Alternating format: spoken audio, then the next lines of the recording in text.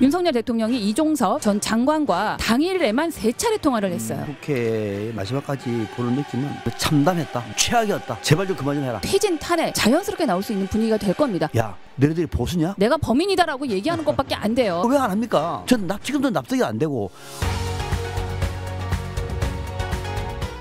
KBS FM 90.7MHz 굿모닝 인천 이도영입니다. 수사가 제대로 이루어질지 의구심을 갖는 분들이 많을 것 같습니다. 특검법이 무결이 되면서 공수처 수사 결과 어떨 거로 예상하십니까? 공수처 수사 결과를 믿을 수 있다라고 생각했으면 지금 범야권과 시민단체가 이렇게 최상병 특검법을 발의해서 통과시키려고 하지 않았겠죠. 물론 지금 좀 수사가 진행되고 있다고 하지만 저는 공수처의 수사가 앞으로 속도감 있게 신속하게 성역 없이 조사가 될까, 이 두 가지 점에서 저는 불가능하다, 쉽지 않을 거다. 왜냐하면 지금 이제 이번 주에만 밝혀진, 물론 공수처 수사로 밝혀졌다고 하지만 박정훈 대령이 지금 재판을 받고 있잖아요. 그 과정에서도 나온 증거들이 많습니다. 나온 증거들을 봤을 때 지금 윤석열 대통령이 개입이 됐다라는 것들이 계속 증거가 나오고 있거든요. 윤석열 대통령이 이종섭 전 장관과 당일에만 3차례 통화를 했어요. 그리고 두 번째와 세 번째 통화 사이에 박정훈 대령이 보직 해임이 됩니다. 물론 지금 대통령실에서는, 그리고 당사자들은 그냥 통상적인 일상적인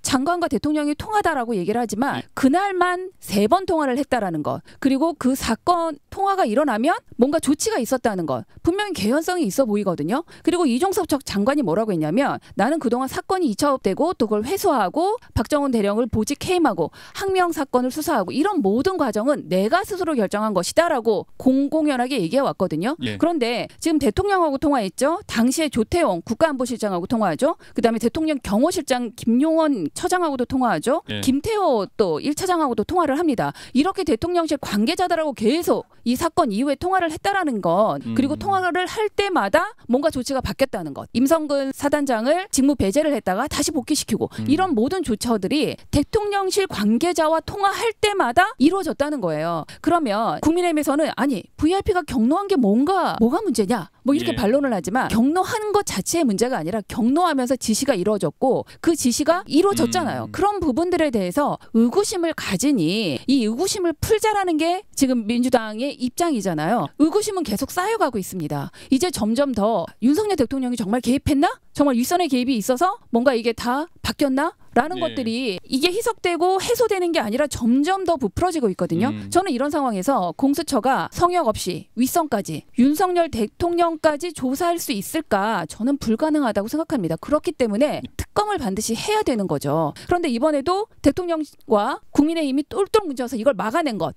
이건 의도적으로 은폐하려고 하는 게 보이는 거예요. 저는 국민들이 어느 지점에서 가장 분노할까? 물론 이 젊은 청년의 죽음 굉장히 안타깝습니다. 그런데 그 죽음 이후에 이 사건을 명확하게 밝히는 것도 저는 꼭 필요한 일이라고 생각하거든요.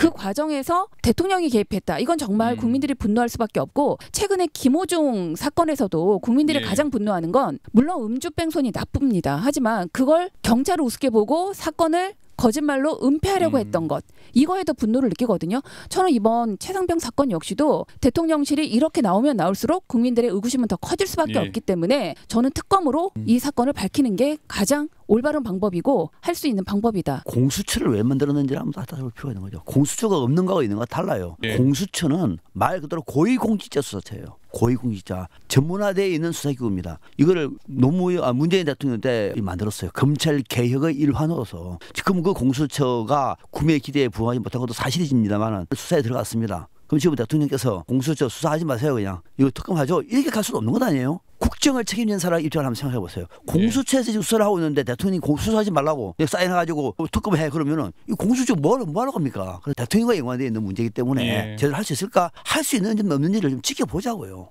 이거를 어느 정도 지켜보고 난 다음에 시간이 많이 걸리지 않습니다. 도저히 안 된다고 하면은 오히려 이거는 공수처도 혁신의 계기로 삼아야 돼요. 이것도 수사 못하는 공수처가 뭐가 되느냐? 공수처도 혁신의 삼아야 될 것이고, 그런 혁신의 공수처를 기다리는 동안에 특검으로 갖다 저 넣지 않아요. 저는 이거는 숨길 수 없어요. 재산병 문제를 덮고 갈 수가 없습니다.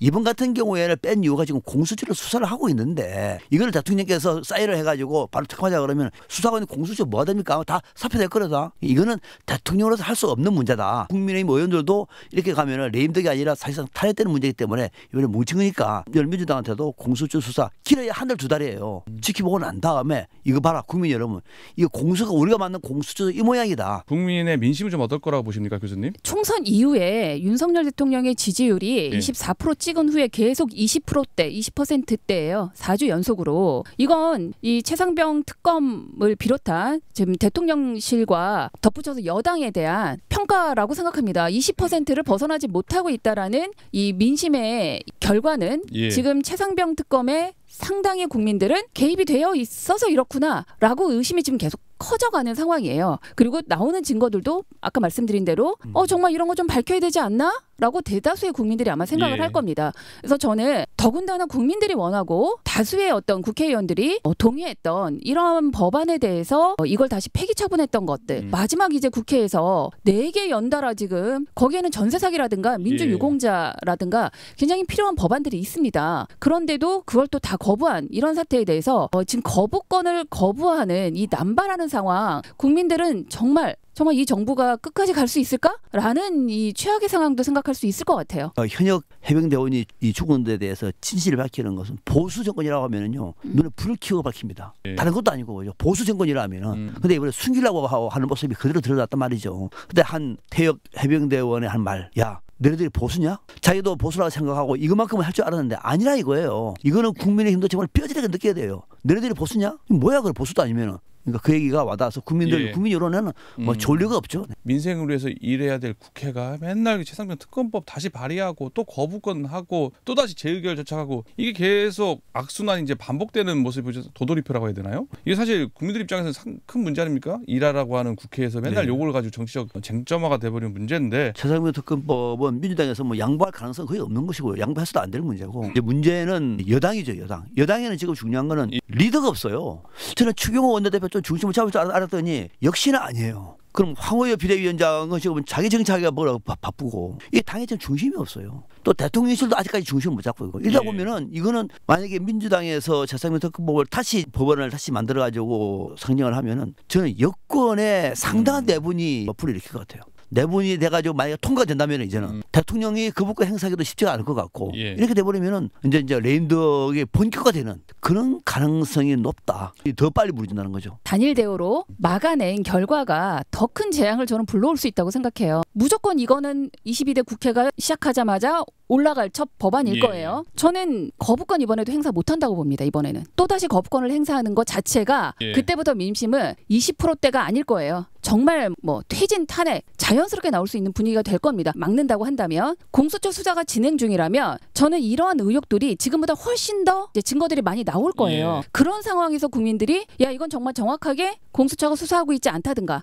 또는 대통령을 비껴가고 있다든가 뭔가 이렇게 뭐 그런 의도가 좀 보인다거나 했을 때 특검에 대한 요구는 더 빗발칠 수밖에 없어요. 그때는 야당 국회의원들이 아니라 국민의 목소리가 특검을 꼭 하라고 얘기할 겁니다. 그랬을 때 그걸 받아들이지 않고 거부한다? 내가 범인이다라고 얘기하는 것밖에 안 돼요. 그래서 저는 또다시 3분의 2 이상의 재의결 투표를 해야 될 일까지 가지 않을 것이다. 그 이전에 대통령이 거부권을 행사하기 어려운 단계가 도래할 것이다. 그리고 거부권을 행사했을 때 정말 지금 상상하고 싶지 않지만 일어날 수밖에 없는 탄핵과 그 이전에 퇴진 운동이 있을 것이다. 윤 대통령이 뭐 뭔들 못하겠습니까? 할 수가 있는데 이제 공수처 수사를 하고 있는데 대통령이 바뀐 게 없는데 거부권 행사하지 않는다고요? 왜요? 다른 게 없는데 해야 된다고 봐요. 그래서 그렇게 코너로 몰지 말고 그래서 저는 당분간이라도 뭐 1호 법안 이렇게 하지 말고 이거는 여당도 안 해서는 안 된다고 생각해요. 안 할 수가 없어요. 김건희 여사 특검도 저는 예외가 아니라 봐요. 하는데 한다고 하면은 대통령이 거부권 행사하지 않도록 공수처 수사 최소한 1차 결과라도 발표를 보고 난 다음에 그때 이재명 대표가 이 문제는 이제는 더 이상 공수처를 믿을 수 없다든지 아니면 예. 공수처 수사 잘 하고 있네. 공수처를 민주당 정부에 만들었으니까 힘을 실어줘야 되잖아.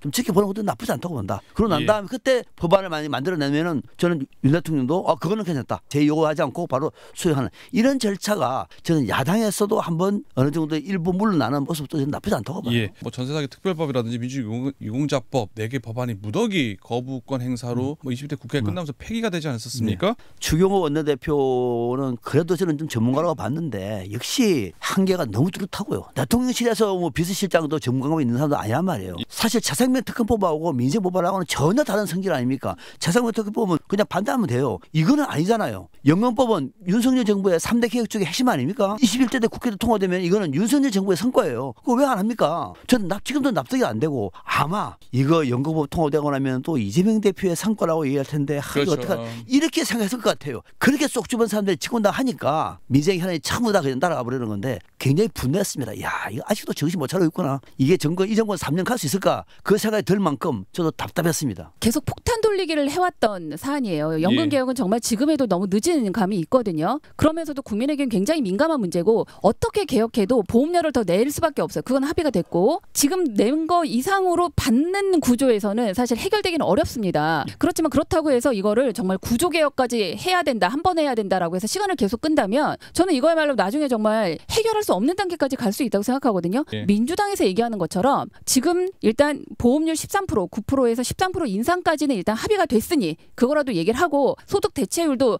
진짜 1% 차이는 1, 2만 원 차이예요. 받는 돈의 차이는. 그런데 그게 본질적인 해결은 아니지만 저는 첫 발을 뗄 필요는 있다. 더구나 이번 정부에서 3대 개혁으로 내가 연금 개혁 추진하겠다. 이렇게 뻥뻥 얘기해놓고 2년 지나고 나서 이제 와서는 오히려 이 민주당에서 합의하고 이번에 21대 국회에서 일단 이 단계라도 나아가자라고 얘기하는데 예. 이걸 지금 대통령도 뭐 영수회담도 피하고 뭐 국민의힘도 뭐 아니라고 그러고 뭐 이제 와서 구조개혁이 뭐가 이제 와서 이렇게 예. 못할 이유만 자꾸 얘기하는 것은 정말 국민의 이 민생에 민감하지 않은 정말 대책 없는 예. 정부다라는 걸 좀 보여줬다고 생각이 들고요. 물론 뭐 민주당 입장에서도 이걸 정부에서 주도적으로 뭐 하고 본인들은 협조하고 동의하는 방식으로 가면 좋겠지만 네. 뭐 대통령과 이 집권 여당이 정부가 이걸 손 놓고 있다라고 판단이 되고 더 이상 미루면 안 되니까 이렇게 좀 조절해서라도 예. 정부안을 받아들이겠다 이렇게 얘기한 거잖아요. 이 부분이야말로 추경호 원내대표가 경제부총리까지 한 사람이 이렇게 생각 네. 없이 집권 여당이 나올 수 있느냐. 저 역시도 정말 실망스럽고 이거는 최상병 특검과는 또 별개의 문제로 국민들이 야 진짜 예. 민생